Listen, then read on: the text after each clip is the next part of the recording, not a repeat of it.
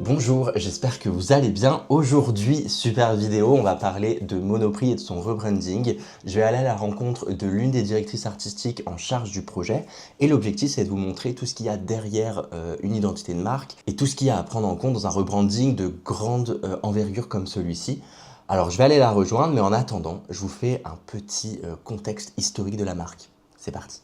Monoprix s'est créé en 1932 à Rouen sous le nom de Noma. C'est la contraction de nouveau magasin, mais c'est rapidement appelé Monoprix. La marque elle est lancée par Max Heilbronn, qui est le gendre de Théophile Bader, qui est fondateur des Galeries Lafayette. Le concept, il est né en pleine crise économique. Il faut réunir en centre-ville, sous un même toit, l'ensemble des produits essentiels du quotidien à petit prix. C'est le principe du magasin populaire à prix unique et c'est déjà exploré par des marques Uniprix et Prix Unique à l'époque. En 1947, Monoprix va lancer ses propres marques, c'est la création des MDD, les marques de distributeurs. Et ça, c'est historique. Par la suite, la marque Monoprix va absorber ses concurrents, Uniprix et Prix Unique dont je vous parlais tout à l'heure, et devient la première chaîne de supermarchés de centre-ville.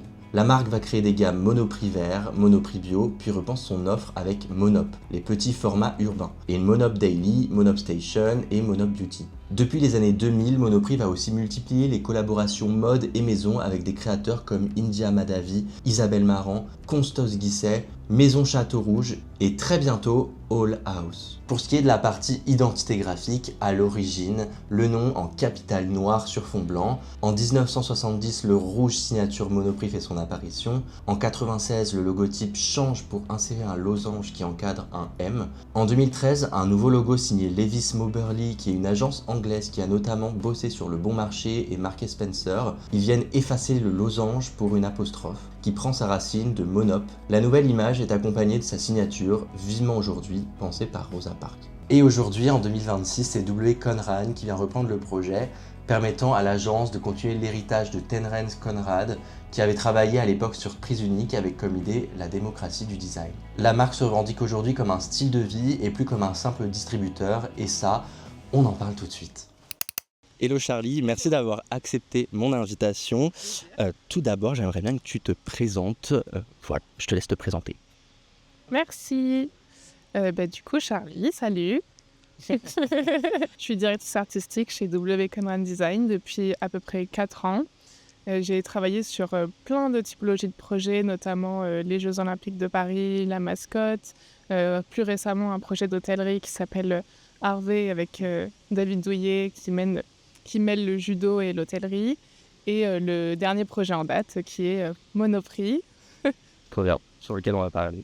Ma première question pour toi, c'est quand on commence un gros projet comme celui-ci, il y a forcément un contexte, un brief client. C'est quoi celui de Monoprix ? Est-ce que tu t'en souviens ? Est-ce que je m'en souviens ? C'était il y a 8 mois. Parce que au début, Monoprix, c'était un appel d'offres. Ouais. Donc pour tous les appels d'offres, on bosse plusieurs pistes dans un temps plus ou moins court. Ouais. Et donc on a remporté cet appel d'offres. Et le brief, c'est un petit peu... Il ne s'est pas construit au fil du temps, mais ça s'est précisé. En fait, une fois qu'on a vraiment démarré le projet, on a pu plus comprendre là où Monoprix voulait aller. Et par rapport à ce que nous, on avait présenté, en fait, l'idée, c'était pas de renverser la table et de tout changer et de créer une nouvelle marque. En fait, l'idée, c'était de faire un rebranding en allant puiser dans ce que Monoprix était déjà et de mettre ça en valeur, de mettre ça en lumière et de vraiment célébrer la marque, parce que c'est quand même une marque iconique. et d'aller vraiment chercher ces fondamentaux-là et toute l'ADN qui fait que tous les Français adorent cette marque, et d'aller diguer pour dire hey, on a tous oublié qu'en fait c'était super chouette. Donc c'était plus ça le brief, c'était de se dire ok, on a besoin de retrouver nos racines, aidez-nous à retrouver nos racines et à les mettre en avant. L'appel d'offres de base, l'objectif c'était on veut un rebranding ou on veut un accompagnement du coup, en tout cas moi je le perçois plus comme un accompagnement, comme on t'en parle. Est-ce que c'est ça ou est-ce que comment ça se passe en fait ce moment où vous arrivez sur le projet parce que vous êtes en compète? Quel est le contexte de base dans cette compète? Moi, ça me fait penser à cette question. En fait, Monoprix, de leur côté, ils avaient déjà repensé leur positionnement de marque. Okay. C'est-à-dire que, pareil, sans tout rechanger, de leur côté, en interne, avec leurs équipes, ils s'étaient dit, OK, c'est quoi notre positionnement de marque, où est-ce qu'on veut aller demain Donc, eux, ils ont pensé tout ça et ils en sont arrivés à l'essence, qui est une phrase, mais qui veut dire plein de choses, qui est « Monoprix, c'est le quotidien, pas quotidien ». Ouais. Donc ça, c'est vraiment leur phrase target. Et eux, il y a plein de piliers, bien sûr, qui accompagnent ça. Et donc, ils nous ont partagé ce positionnement-là en nous disant, voilà, maintenant, on veut aller là, aidez-nous à aller là. Okay. Et donc, il n'a jamais été question de refaire... quand on pense branding, on pense logo. Oui. Ça n'a jamais été de se dire, on va refaire un logo qui n'a rien à voir. C'est vraiment, on a lissé, on a modernisé cette partie-là, on a rendu plus bold.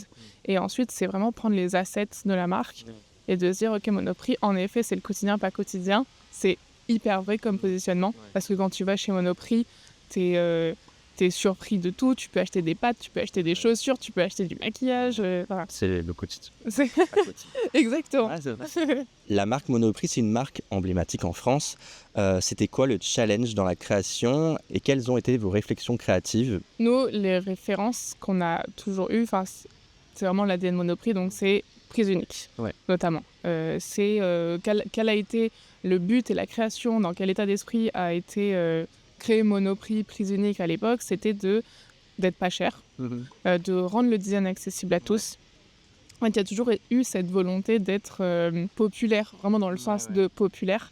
Et donc, ça a été ça notre inspiration graphique, c'était de faire hommage à cet héritage du design des années 50, 70, d'être dans des couleurs, dans des palettes de couleurs vives, joyeuses, mais pas pétard, d'être vraiment d'incarner ce qui est le côté pop dans cet univers design 60-70.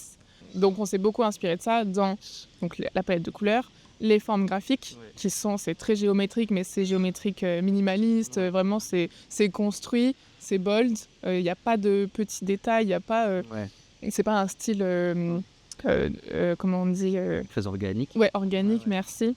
Donc ça fait vraiment partie de nos références.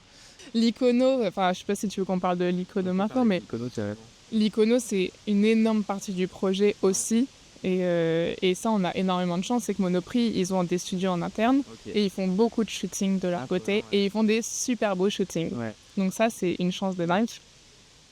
Et donc nous, on les a accompagnés pour leur dire « Ok, ce que vous faites, c'est super bien et venez, on y va encore plus loin. Okay, ouais. » Et vu que Monoprix, comme on a dit, c'est vraiment cette enseigne tout sous le même toit, réunissons tous les univers. Et quand on parle de food, de beauté, de mode, de maison, et que vous avez des studios de shooting en interne, mais venez, on fait des trucs trop gauleries. On fait une nana hyper bien sapée avec ses carottes sous le bras et un vernis à ongles trop cool. Et ça, c'est vraiment été l'ambition de se dire on veut réunir ces univers. Quand tu parles des shoots, y a un truc qui me vient en tête sur le reveal de votre marque. Les photographies, elles étaient animées à l'IA ou est-ce que c'était des vraies photos créées? Ah oui. Ou est-ce que c'était de l'IA? Je me posais la question parce qu'on m'en a parlé, je crois, sur mon Insta. Ouais. Et du coup, je me posais la question, je me dis, je vais te poser directement la question. Parce que pour moi, c'était shooté et après animé en IA pour le case. Ouais. C'est ce que j'ai ressenti. Dis-moi si c'est vrai ou faux. Et voilà. C'est des images pour vraiment le case agence. Hein. Ouais. C'est des images shootées de eux. Ouais. Que nous, on a animé en IA. Et dans l'eau, il y a parce qu'ils font aussi des vidéos, ils animent les DOH, des pubs, etc. Donc, on a récupéré et des vidéos et des photos. Et les photos qui nous plaisaient, qui n'existaient pas en vidéo, on les a animées en IA. Très bien. Ouais. En tant que directeur artistique, je sais qu'on peut facilement se perdre dans toutes les références. Et surtout avec une marque aussi vaste, c'est quoi les difficultés que tu as rencontrées sur ce projet? En effet, il y a plein de sujets. Quand tu les abordes, ça dure longtemps, tu peux te perdre, tu sais plus où donner de la tête. Monoprix, c'est un peu le cas parce qu'on a déjà rebrandé une marque énormissime et on a abordé tellement de sujets. Et dans le sujet, il y a des sous-sujets et en fait, on fait et la mode, et la food, et la beauté, et nanani, nanana. Puis il y a, peut-être qu'on va en parler après, mais après, il y a toute la partie signalétique. On a refait tout le magasin de Aix-en-Provence. Enfin, on a fait la partie un peu... archi-retail concept et appliqué à Aix-en-Provence pour l'ouverture. Donc en fait, c'est un sujet qui était vaste et titanesque. Et donc, on s'y perd et en même temps, on sait où on veut aller. Et souvent, tu vois, je bossais, je faisais des créas, des propositions, des machins. Et puis, j'avais mon espèce de doc initial. Je me disais, attends, je re-regarde. Ah oui, c'est ça qu'on veut dire, c'est ça nos rêves, c'est ça notre objectif, c'est ça le positionnement. Ok, vas-y, ce que je fais, est-ce que ça répond à mes 4 questions? Et puis quand c'était non, je mettais à la poubelle.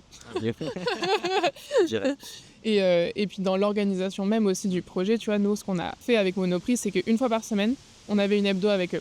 Donc, c'est bien ça. Donc c'est hyper bien parce que ouais, tu as ce suivi, tu es en permanence dans l'échange, il y a toujours un point de vue extérieur à toi mais interne à la marque qui te dit oui, on est sur la bonne voie ou non.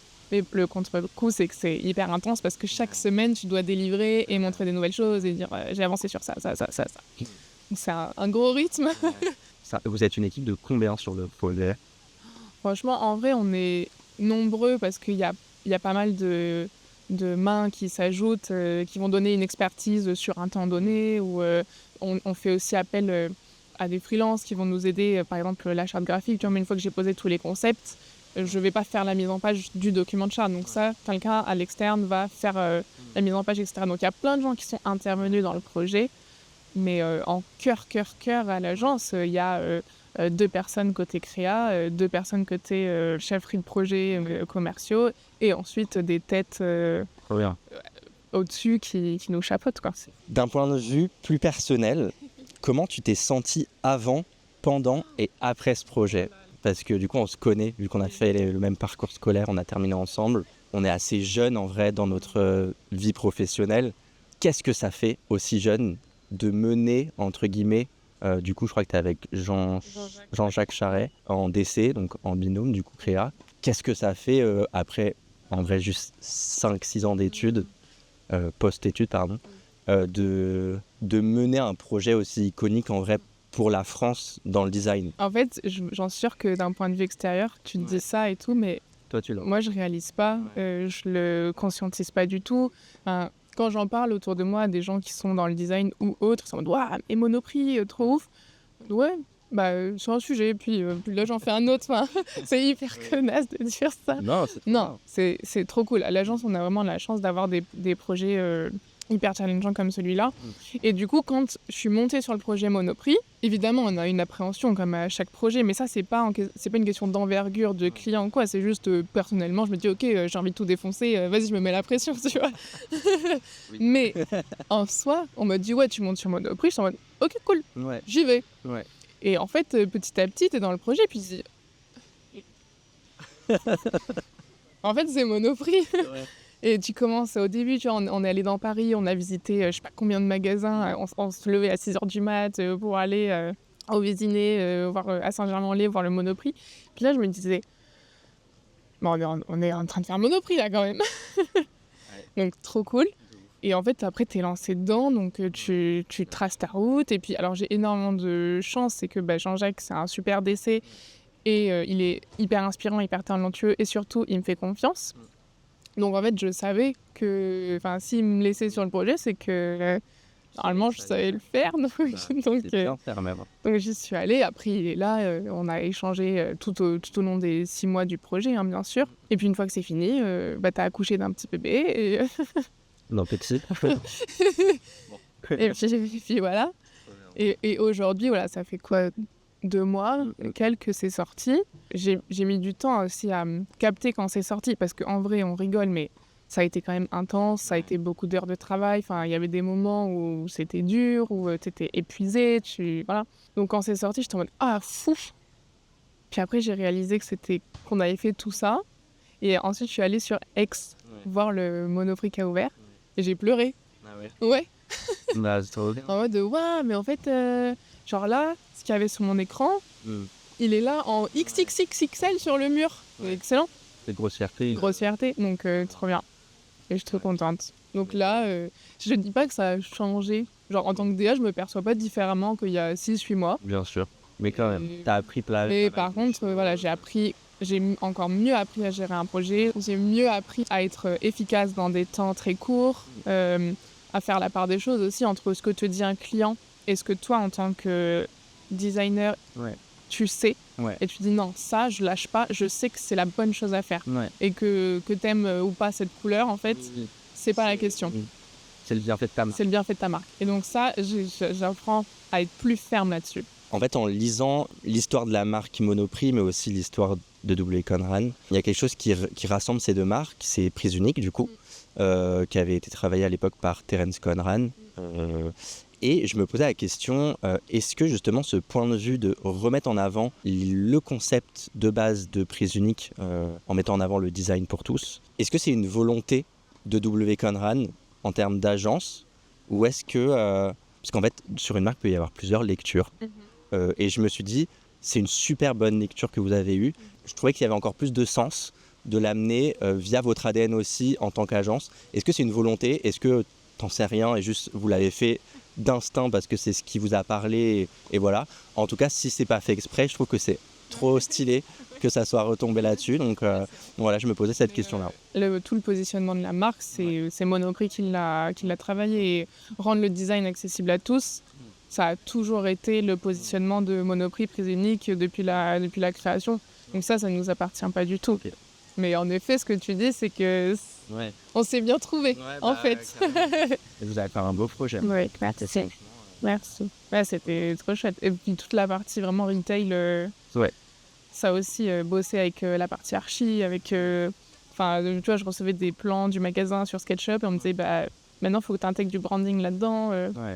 Donc tu penses les parcours, tu penses, ok, là, je vais prendre les escaliers, je me visualise. Je prends les escaliers avec mon petit caddie. Oh, ça serait trop cool s'il y avait ça sur le mur. Et puis après, dans la vraie vie, il y a ça sur le mur. Et ça, tu l'avais déjà fait en termes de retail design, tu en avais déjà travaillé ou pas du tout? J'en avais déjà travaillé, mais à plus petite échelle. Sur des corners ou sur des petits stands ou des plus petits magasins, pas un magasin de 3 étages. Et je réfléchissais parce qu'en fait, du coup, la marque Monoprix, effectivement, il y a beaucoup de gammes. Il y a Monop, Monop Daily, etc., Beauty. Aujourd'hui, on a vu Monoprix. Qu'est-ce qui va changer vraiment dans les autres gammes de produits? Parce que ça, on ne l'a pas plus vu que ça. Qu'est-ce qu'on peut attendre de ça en termes de lissage de marque un peu, puisque pour pas avoir de différents codes graphiques, etc. Mais je me posais la question, je suis assez curieux de savoir à quoi ça va ressembler. Donc voilà, je te pose la question directe. Je sais pas. Okay. Quel changement va y avoir, parce que nous, c'est contractuel, on a fait Monoprix et ça s'arrête là. Après, en tant que DA, on a des envies, on a des idées, mais on n'est pas engagé pour le faire. Okay. Donc, je pense que là, c'est entre les mains de Monoprix. Nous, notre vision, c'est de tout lisser, de ne pas faire de différenciation. Tu vois, le concept de Monop, par exemple, la différence entre un Monoprix et un Monop, c'est la taille. Ouais. À partir de tant de mètres carrés, ça devient un Monoprix. Et dans le Monop, il n'y a pas les corners mode et maison. Mais pour nous, on se questionne, est-ce que c'est la même enseigne? Est-ce qu'on a envie de faire une différence? Si on devait faire la DA, quels seraient les codes qu'on mettrait en commun? Donc on s'est posé plein de questions, mais ce n'est pas notre rôle de le faire. Monoprix, de temps en temps, nous appelle, il nous envoie des docs, il nous dit on a fait ça pour Monop, vous en pensez quoi? Donc on peut donner un conseil, mais c'est pas, malheureusement, ce n'est pas notre question. On verra. Mais peut-être, je croise les doigts. Est-ce que tu as envie de parler d'autre chose sur ce projet, toi, de ton point de vue? Je peux te dire un truc, mais je vais le formuler en même temps, donc je sais pas trop. Mais ce qu'on se raconte là, c'est aussi destiné à des designers et autres DA. Du coup, ce que j'aurais envie de dire peut-être très maladroitement, c'est que des fois, on réinvente pas toujours la roue. Ouais. C'est ça l'expression? Oui. Il rit, mais non. Et pour autant, ça veut pas dire qu'il n'y a pas de taf, ça veut pas dire qu'on n'est pas en train de faire du design de fou. Et alors, je dis ça, il n'y a eu aucune critique. Oulala, attention. C'est un conseil et surtout, c'est un truc où des fois, on se dit faut que je défonce tout, faut que ce soit nouveau, faut que ce soit qu'on ait jamais vu, que ci, que ça. Des fois, non. Bien faire avec des ingrédients existants, c'est hyper dur. Hyper dur. C'est un cuisinier. Hein. C'est un cuisinier, en fait. Il faut que tu rentres des trucs dedans, un bon plat. Ouais. Même un plat simple. Ouais. Donc en gros, le message que je veux dire mais que j'arrive pas à dire, c'est on est go, let's go. Faut pas vouloir faire plus. Faut pas vouloir faire plus quand il n'y a pas besoin. Merci.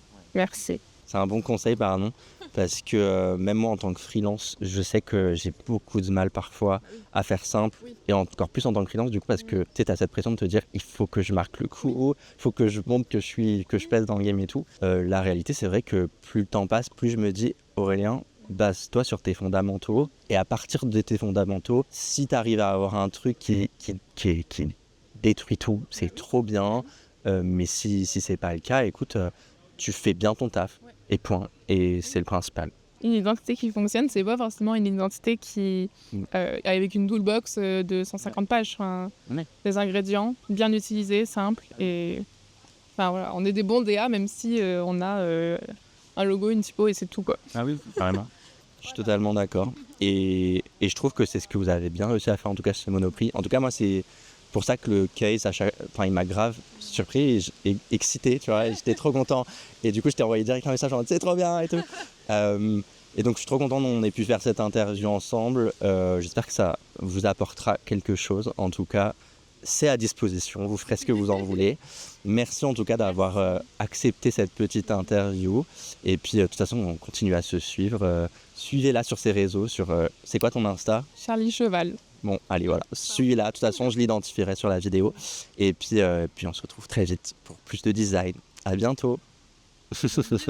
Ah oui.